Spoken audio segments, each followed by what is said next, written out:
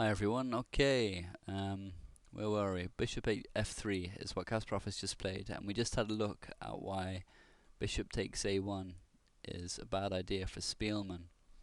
And another possibility here for him is knight takes e3, but again white is better after queen takes e3.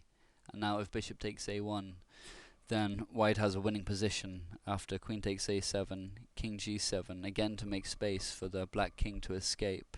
But now queen takes b7 check, king d7, and rook e1 is by far the strongest move because it cuts off the king's escape route, and rook c8 is black's best hope for defending. But now knight takes d6, and white is a long way ahead here. If king takes d6, then queen c6 is mate. So knight takes e3 is no good for Speelman at this stage. And another possibility is knight takes a1. But now comes knight takes a7 check, king b8, and queen a5, and white has a very strong attack. There's many possibilities here, but in any case, white's attack will prove decisive in the game. One line runs, rook d e8, now knight b5, queen d8 is the best defense available for black. But now the great move, bishop b6, wins for white, threatening immediately bishop takes c7, winning the queen, and white has a winning attack now in every continuation, especially if c takes b6, because now it's mate in two, with queen a7 check, king c8, and queen takes b7 is mate.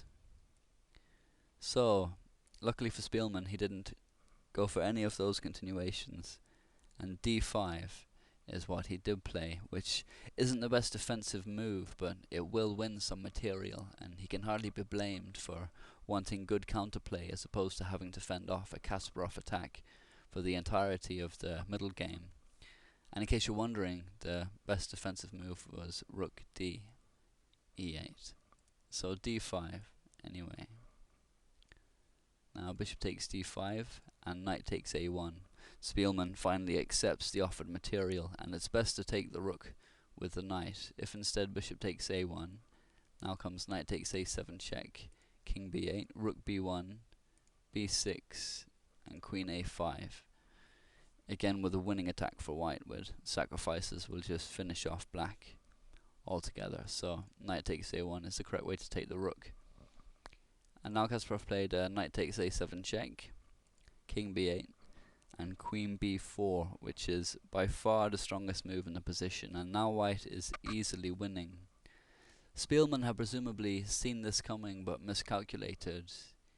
Here he played queen takes d5, and seeing as he's already won a rook for free, this sacrifice in terms of material should be okay, but in terms of position it's no good, and other defenses also failed.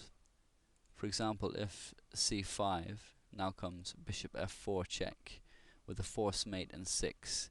After, with best play from both sides, bishop e5, bishop takes e5, king a8, queen a5, with discovered checks coming. It's extremely dangerous. Queen a4 is, to prevent that. But now, of course, queen takes a4, and bishop c2. I mean, it's crazy moves, but they delay the mate for as long as possible. Now queen a5, knight b3, a takes b3, rook takes d5, and finally knight c6 is mate. So, other possible defenses, c6 is another possibility, but again bishop f4, and black will have to give up his queen anyway, but the game is still completely lost. Queen c7, now knight takes c6 check, king c8, knight a7 check, king d7, and bishop takes c7. It's all over. So, queen takes d5 anyway from Speelman. C takes d5, of course. Now knight c2. And the rest really is easy for Kasparov. The active queen here is going to prove far stronger than the rook and bishop, which is, the opposing force against the queen. The other pieces are equal. And, the black king is dangerously in the firing line where it is, and look at Kasparov's pawn on h4 and his exposed king side, but he's allowed Speelman no time at all to exploit it. So Kasparov has to move his queen anyway, and played queen a5, and now came knight takes c3, f takes c3, rook he8. Speelman tries to get his pieces active, but it's hopeless really. White's easily winning. Knight b5 is what Kasparov played, and now Speelman got materialistic.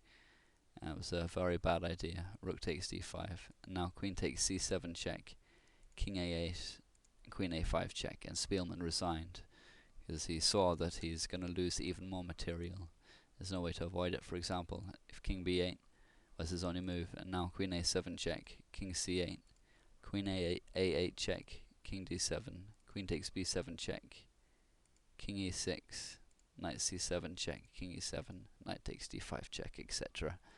And it's curtains for black. So it was another great game from Garry Kasparov, and that concludes this series. I hope you enjoyed it. Please leave any comments or thoughts. Thanks very much.